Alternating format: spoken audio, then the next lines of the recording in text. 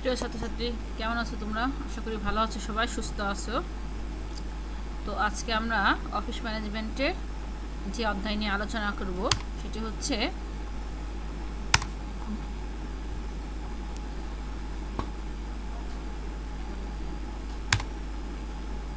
অফিসের স্থান নির্বাচন। অফিসের স্থান নির্বাচন এই বিষয়টি নিয়ে আজকে আমরা বিস্তারিত আলোচনা করব। তো এখানে এই অধ্যায় থেকে কি কি প্রশ্নগুলো আমাদের জন্য খুব বেশি গুরুত্বপূর্ণ সেগুলো আমরা জেনে নিই এবং এই প্রশ্নগুলোর উত্তর নিয়ে আজকে আমরা বিস্তারিতভাবে জানব। দেখো, প্রথমে আমরা দেখতে পাচ্ছি আজকে যেগুলো আলোচনা করবো সেগুলো হচ্ছে অফিসের স্থান নির্বাচনের সংজ্ঞা, অফিসের স্থান নির্বাচনের বিষয়গুলো, অফিস বিন্যাসের সংজ্ঞা, অফিস বিন্যাসের বিবেচ্য বিষয়গুলো আলোচনা করো, আসবাবপত্র বিন্যাসের সংজ্ঞা, আদর্শ টেবিলের বৈশিষ্ট্য, অফিস পরিবেশ সুন্দর রাখার উপায় ও গুরুত্ব। ঠিক আছে, এই সকল বিষয় নিয়ে আমরা আজকে জানব। এটি আমাদের অফিস ম্যানেজমেন্টের একটি গুরুত্বপূর্ণ অধ্যায়। এটি আমরা আমাদের ব্যক্তিগত জীবনেও বিভিন্নভাবে এটা আমাদের কাজে আসবে। ঠিক আছে, তাহলে চলো আমরা সরাসরি আলোচনায় চলে যাই। প্রথমে আমরা যে প্রশ্নটা নিয়ে আলোচনা করব সেটা হচ্ছে অফিসের স্থান নির্বাচনের সংজ্ঞা নিয়ে। অফিসের স্থান নির্বাচন বলতে আমরা কি বুঝি? স্বাভাবিক ভাষায় যদি বা সাধারণভাবে যদি আমরা বলি, সাধারণ ভাষায় যে স্থানে বা যে নির্দিষ্ট স্থানে অফিসের করণিক যাবতীয় কার্যাবলী নিয়ন্ত্রণ করা হয় সেটি হচ্ছে অফিসের স্থান। এখন এই স্থান নির্বাচনের জন্য আমরা কি কি বিষয় মাথায় রাখবো বা কীভাবে বুঝবো যে এই জায়গাটায় আমার ব্যবসার জন্য উপযুক্ত? দেখো, স্ক্রিনে একটা সংজ্ঞা দেখতে পাচ্ছ।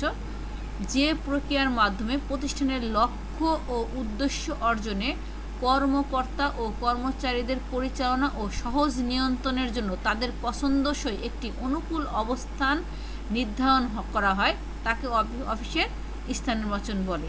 আমরা যদি একটু খেয়াল করি, এখানে বলছে অফিসের স্থানটা এমন হবে যেখানে কর্মী এবং যে কর্মচারী আছে, কর্মকর্তা রয়েছে, তাদের জন্য পরিবেশটা কী হবে? অনুকূল হবে এবং তারা এখানে স্বাচ্ছন্দ্য বা নিরাপদে কাজ করতে পারবে। এটি হচ্ছে অফিস নির্বাচনের একটি গুরুত্বপূর্ণ বিষয়। এ সম্বন্ধে বিভিন্ন যে ব্যক্তিগণ বিভিন্নভাবে সংজ্ঞা প্রদান করেছেন। আমরা এখানে একটি সংজ্ঞা দিয়েছি। দেখো, প্রফেসর এম.সি. শুক্লা উনি বলেছেন, প্রফেসর এম.সি.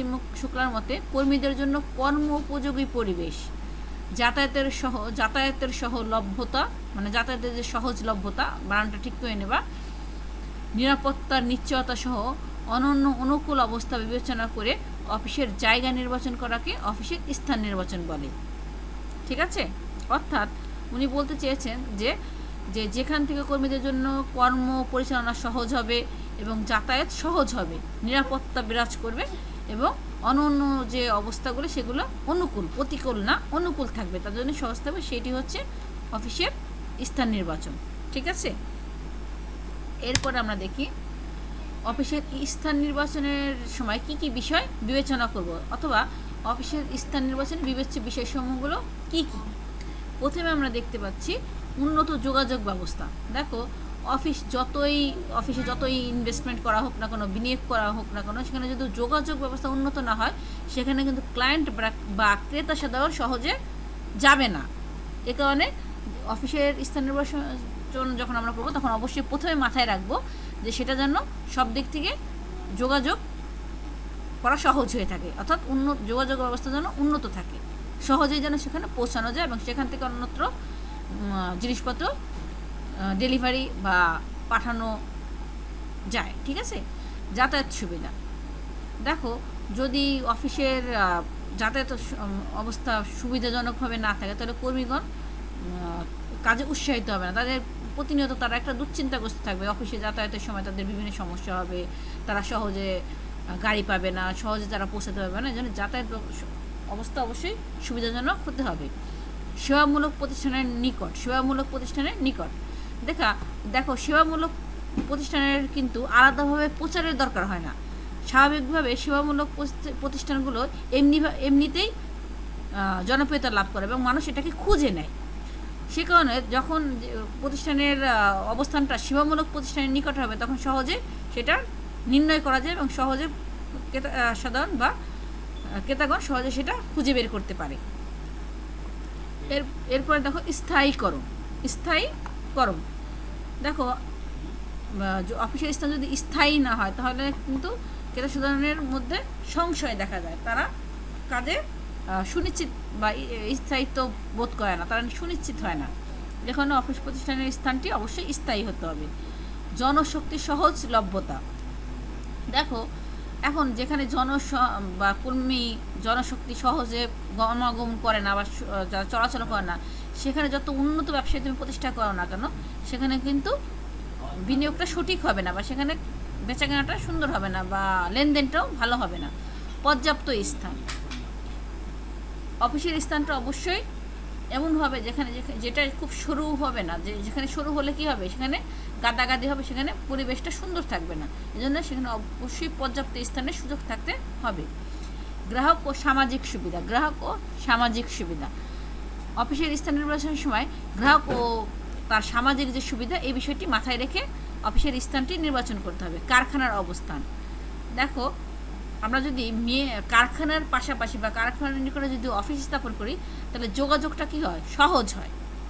এরপর দেখো আকর্ষণীয় অবস্থান, যদি কোনো আকর্ষণীয় স্পট বা জায়গার পাশে অফিস নির্বাচন করা হয় তাহলে কি হয়, তাহলে সহজেই যেটা সাধারণ ওই প্রতিষ্ঠানের প্রতি আকর্ষিত হয় এবং তারা সেখানে যেতে স্বাচ্ছন্দ্য বোধ করে। স্বাস্থ্যকর ও নিরাপদ পরিবেশ, এটি যে কোনো ক্রেতা বা ভোক্তার জন্য খুবই গুরুত্বপূর্ণ একটি বিষয় এবং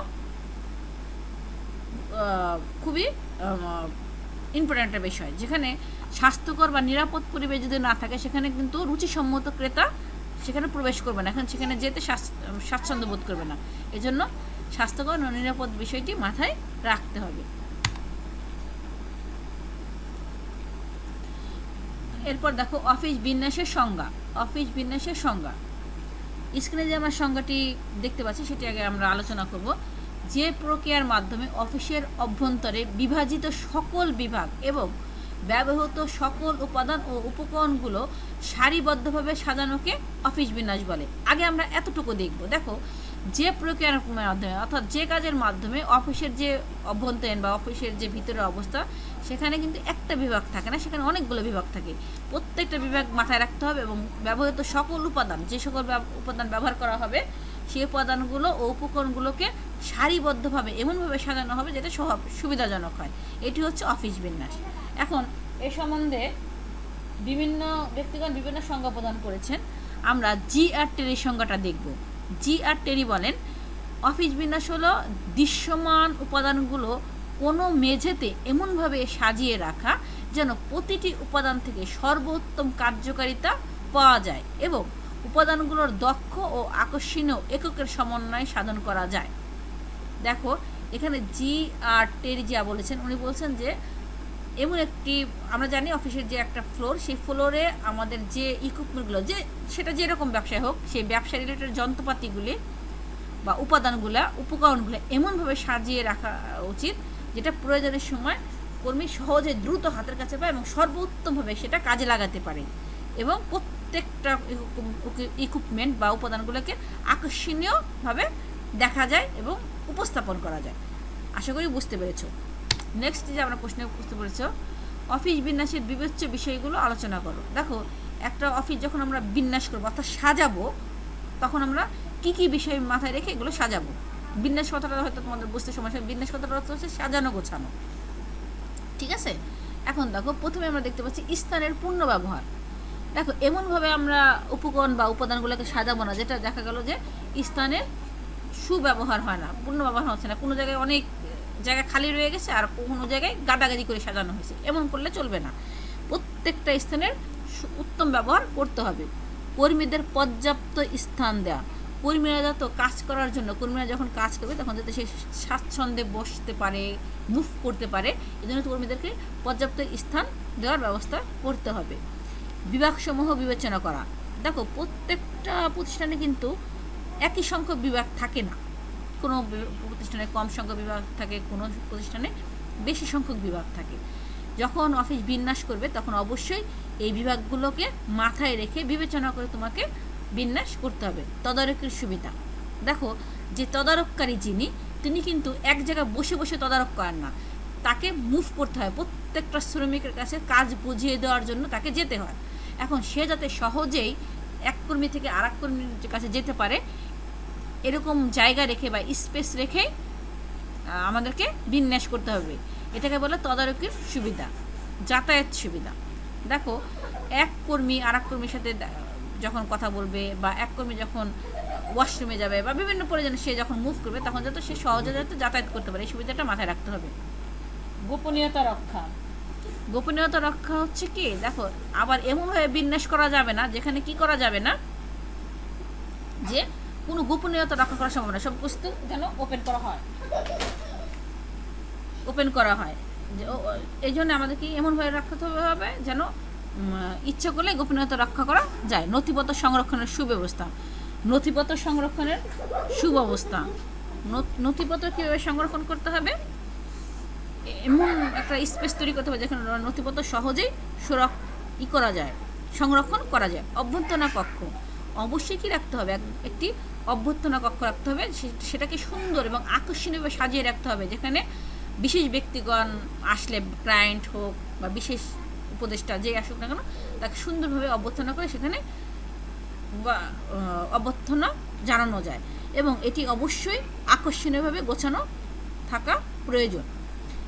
সেটা যদি আকর্ষণীয়ভাবে গোছানো না থাকে, একজন ব্যক্তি এসে যদি দেখে যে না একটা বিশৃঙ্খলা পরিবেশ, তাহলে সে কিন্তু ডিল করতে কি হবে না, স্বাচ্ছন্দ্য ফিল করবে না। বিভাগীয় প্রধানের অবস্থান। বিভাগীয় প্রধানের অবস্থান কি, বিভাগীয় প্রধানের অবস্থান যে বিভাগীয় প্রধানের জন্য একটি কী রাখতে হবে, একটি আলাদা অবস্থানের ব্যবস্থা করতে হবে, পরিচ্ছন্ন ও স্বাস্থ্যকর পরিবেশ। সবশেষে যেটা করতে হবে সেটা হচ্ছে যে অবশ্যই এমনভাবে বিন্যাস করতে হবে যেখানে যেন পরিচ্ছন্ন ও স্বাস্থ্যকর একটা পরিবেশ বিরাজ করে। ঠিক আছে, এরপরে দেখো আসবাবপত্র বিন্যাসের সংজ্ঞা। আসবাবপত্র আমরা কীভাবে বিন্যাস করব, দেখো এখানে একটা আমরা সহজ সংজ্ঞা দিতে পারি। আসবাবপত্র বিন্যাস বলতে অফিস কর্মীদের যথাযথ দক্ষতা অনুযায়ী কার্য সম্পাদনের উদ্দেশ্যে অফিস কক্ষে ব্যবহার্য আসবাবপত্র ও সরঞ্জামের সুষ্ঠু ও সুশৃঙ্খলভাবে সজ্জিতকরণকে বোঝায়। সহজ একটা কথা যে আসবাবপত্র বিন্যাস হচ্ছে এমন ব্যাপার যেখানে অফিস কর্মীদের যে আসবাবপত্র ব্যবহার করবেন সেটা যেন কি হয়, সুষ্ঠু ও সুশৃঙ্খলভাবে সজ্জিত করা হয়, এটাই হচ্ছে কি আসবাবপত্র বিন্যাস। নেক্সট দেখো আদর্শ টেবিলের বৈশিষ্ট্য। এই প্রশ্নটা বিভিন্নভাবে পেতে পারো, আসতে পারে একটি আদর্শ টেবিলের বৈশিষ্ট্য বর্ণনা করো। আমরা জানি প্রত্যেকটা টেবিলে কনফারেন্স বা মিটিংয়ের জন্য একটি টেবিল রাখা হয়, কনফারেন্স রুম যেটাকে আমরা বলি। সেই যে টেবিল, এখানে আসলে টেবিলের একটি আদর্শ টেবিল বলতে সেই টেবিলটাকে বোঝানো হচ্ছে। এখন এই আদর্শ বা এই টেবিলটার কি কি বৈশিষ্ট্য থাকা প্রয়োজন, যেটা হলে সহজে কমিউনিকেট করা যাবে। প্রথমে দেখো রং ও নকশা। যেহেতু এটি অফিসিয়াল টেবিল, সেখানে এটি টেবিলটি মানে রং চটা বা খুব কড়া রং না হয় ভালো, হালকা এবং মার্জিত রং হওয়া বাঞ্ছনীয় বা প্রয়োজন।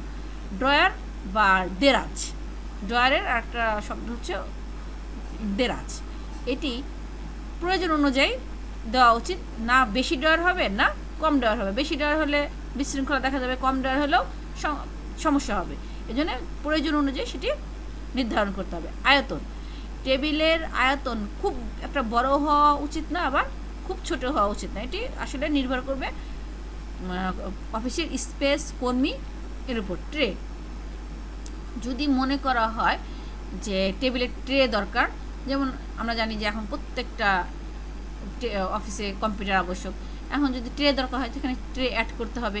উচ্চতা, একটি আদর্শ টেবিলের অন্যতম একটি বৈশিষ্ট্য হচ্ছে কি যে টেবিলটা খুব বেশি উঁচু হবে না, খুব বেশি নিচুও হবে না, মাঝামাঝি। ডিজাইন, অফিসের যে টেবিল বা আদর্শ টেবিল, এই টেবিলের একটি বড় ডিজাইন হচ্ছে যে বৈশিষ্ট্য হচ্ছে ডিজাইনটা যেন খুব বিদঘুটে বা খুব হিজিবিজি না হয়। আর 7 নম্বরে দেখো ওজন ও স্থায়িত্ব। দেখো এখানে স্থায়িত্বের বিষয়টা মনে রাখতে হবে যাতে এটি খুব স্থায়ী হয়, ভালো হয়, মজবুত হয়। আর ওজনের বিষয়টা হচ্ছে এই স্থায়ী করতে যে এত বেশি ওজন বা এত বেশি ভারী যেন না হয়ে যায়, যেটা সহজে মুভ করা যায় না। ঠিক আছে, এরপর দেখো পরিচ্ছন্নতা। আমি ডিজাইনের কথা বলেছিলাম, এখানে ডিজাইন বলতে বোঝাচ্ছে দেখো যদি একটা টেবিলের খুব বেশি ইকুইপমেন্ট ইউজ করা হয়, বেশি কারুকার্য করা হয়, তখন কিন্তু পরিষ্কার করা একটু ঝামেলাপূর্ণ। এমনভাবে ডিজাইন করতে হবে যেটা সহজে কী করা যায়, পরিষ্কার পরিচ্ছন্ন রাখা যায়। বহুমুখী ব্যবহার, দেখো আমরা যখন একটা টেবিল তৈরি করব তখন এখানে কিন্তু মোটামুটি বেশ ভালো অঙ্কের একটা খরচ বা মূলধন বিনিয়োগ করতে হয়। এই টেবিলটা যেন আমরা বিভিন্ন একভাবে ব্যবহার না করে বিভিন্ন কাজে ব্যবহার করতে পারি, সেও ব্যাপারটা মাথায় রেখে টেবিল অর্ডার করা উচিত। ঠিক আছে, এরপর দেখো আমাদের শেষ প্রশ্ন, অফিস পরিবেশ সুন্দর রাখার গুরুত্ব ও উপায় বর্ণনা করো। খুব গুরুত্বপূর্ণ একটা প্রশ্ন, 18তে এসেছে, 15 সালে এসেছে। অফিস পরিবেশ সুন্দর রাখার গুরুত্ব ও উপায় বর্ণনা করো। দেখো বাসা হোক অফিস হোক, এটি মানে সুন্দর বা স্বাস্থ্যকর রাখা। সুন্দর বলতে এখানে এই সৌন্দর্য বোঝাচ্ছে না যে সেখানে তুমি মানে ফুল দিয়ে সাজিয়ে রাখছো, এরকম না। ব্যাপারটা হচ্ছে যে স্বাস্থ্যকর। এর গুরুত্ব কী? তা অবশ্য গুরুত্ব, একটা পরিবেশ যখন স্বাস্থ্যকর হবে সেখানে কর্মীগণ সুস্থ থাকবে, সেখানে কাজ করতে কর্মীগণ মনোযোগী হবে, কাজ করতে স্বাচ্ছন্দ্য বোধ করবে, কাজের উৎপাদনের হার কি বৃদ্ধি পাবে। তাহলে দেখি এর উপায়গুলো কি কি। প্রথমে দেখো প্রচুর আলো বাতাস সঞ্চালন। দেখো অফিসে যদি প্রচুর পরিমাণে আলো বাতাসের সঞ্চালনের ব্যবস্থা না থাকে তাহলে কিন্তু অফিস পরিবেশ স্বাস্থ্যকর বা সুন্দর রাখা যাবে না। কেননা সেখানে একটা গুমোট আবহাওয়া বিরাজ করবে, যেটা কোনো মতেই কি না স্বাস্থ্যকর নয়। যোগাযোগ ও যানবাহনের ব্যবস্থা, অফিস পরিবেশ সুন্দর রাখার জন্য অবশ্যই কী করতে হবে, যে সহজে যোগাযোগ ও যানবাহনের যাতায়াত করতে পারে সেই ব্যবস্থাও রাখতে হবে। পানির সংস্থান, দেখো যদি পানির পর্যাপ্ত ব্যবস্থা না থাকে তাহলে কিন্তু ইচ্ছে করলেও অফিসটাকে সুন্দর রাখা সম্ভব হবে না, এই জন্য পর্যাপ্ত পানির ব্যবস্থা থাকতে হবে। দেয়াল ও ছাদের রং, সাধারণত অফিস ও দেয়ালের ছাদের রং এটা খুব কড়া বা বিদঘুটে রাখা উচিত না, এটা খুব হালকা বর্ণেরই শীতল বা স্বাস্থ্যকর মনে হয়, শীতাতাপ নিয়ন্ত্রিত। দেখো যদি অফিস সুন্দর রাখা যায় তখন কি হবে, যদি শীতাতাপ নিয়ন্ত্রণের ব্যবস্থা থাকে তাহলে দরজা জানলা কী থাকে, বন্ধ থাকে, সেখানে সহজেই ধুলোবালি প্রবেশ করতে পারে না। এই জন্য শীতাতাপ ব্যবস্থা রাখতে পারলে খুব কী হয়, স্বাস্থ্যকর রাখা সম্ভব হয়। বাজারের নৈকট্য, দেখো আমরা জানি বাজার মানেই লোকজনের সমাগম। যদি অফিসটি বাজারের নিকটে হয় তাহলে সহজেই কী করতে পারে, ক্রেতা সাধারণ যোগাযোগ করতে পারে। ক্যান্টিন ও টয়লেটের সুবিধা, যদি ক্যান্টিন ও টয়লেটের সুবিধা থাকে তাহলে কর্মীদেরকে কি করা যায় না, কর্মীরা বাইরে যাওয়ার জন্য হুড়োহুড়ি পাল্লাপাল্লি এগুলো করবে না, তাতে পরিবেশ কি থাকবে, শান্ত এবং সুন্দর থাকবে। সেবা প্রতিষ্ঠানের সুযোগ, যদি সেবার ব্যবস্থা থাকে তাহলে এটি কি হয়, একটা প্রতিষ্ঠানের সুনাম রক্ষা পায় এবং কর্মী কাজ করতে সুন্দর মনোযোগ পায় এবং সে কাজ করতে প্রাউড ফিলও করে, তার ভালো লাগে। এটা একটা মানসিক ব্যাপার। গোলযোগ মুক্ততা, দেখো একটা অফিস যদি গোলযোগ মুক্ততা থাকে তখন সেখানে একটা শান্ত পরিবেশ বিরাজ করে, যেটা খুবই আকর্ষণীয় একটা ব্যাপার এবং ক্লায়েন্ট সেখানে যেতে রুচিসম্মত ক্লায়েন্ট সেখানে যেতে আগ্রহী হয়। সাক্ষাৎকার ও টেলিফোনের পৃথক কক্ষ, দেখো মানুষ যখন কথা বলবে এক ক্লায়েন্টের সাথে সেখানে কখনো কখনো উচ্চকণ্ঠে কথা হয়, কখনো কখনো রাগান্বিত হতে পারে, বিশৃঙ্খলা হতে পারে। এই জন্য সাক্ষাৎকার ও টেলিফোনের জন্য কী করা উচিত, একটি পৃথক কক্ষের ব্যবস্থা রাখলে পরিবেশটি সুন্দর রাখা সম্ভব হয়। ঠিক আছে, এই ছিল আজকে আমাদের আলোচ্য বিষয়। তাহলে আমরা একবার প্রতিবারের মতো দেখে নিই কী কী বিষয় নিয়ে আমরা আলোচনা করলাম। আমরা আজকে যে বিষয়গুলো নিয়ে আলোচনা করছি সেগুলো হচ্ছে অফিসের স্থান নির্বাচনের সংজ্ঞা, অফিসের স্থান নির্বাচনের বিবেচ্য বিষয়গুলো, অফিস বিন্যাসের সংজ্ঞা, অফিস বিন্যাসের বিবেচ্য বিষয়গুলো কী কী। এরপর আমরা আসবাবপত্র বিন্যাসের সংজ্ঞা জেনেছি, আদর্শ টেবিলের বৈশিষ্ট্য জেনেছি এবং অফিস পরিবেশ সুন্দর রাখার উপায় জেনেছি। ঠিক আছে, এরপর আমরা জেনেছি যে অফিসের স্থান নির্বাচনের সংজ্ঞা জেনেছি, যে প্রক্রিয়ার মাধ্যমে প্রতিষ্ঠানের লক্ষ্য ও উদ্দেশ্য অর্জনে কর্মকর্তা ও কর্মচারীদের পরিচালনা ও সহজ নিয়ন্ত্রণের জন্য তাদের পছন্দসই একটি অনুকূল অবস্থান নির্ধারণ করা হয়, তাকে অফিসের স্থান নির্বাচন বলে। এখানে আমরা একটি সংজ্ঞা দিয়েছিলাম MC শুক্লার, উনি বলেছিলেন যে কর্মীদের জন্য কর্ম উপযোগী পরিবেশ, যাতায়াত সহ লভ্যতা, মানে যাতায়াতের সহজলভ্যতা, এখানে বানানটা ভুল ছিল, বলেছিলাম ঠিক করে নিতে, নিরাপত্তার নিশ্চয়তা সহ অন্যান্য অনুকূল অবস্থা বিবেচনা করে অফিসের জায়গা নির্বাচন করাকে অফিসের স্থান নির্বাচন বলে।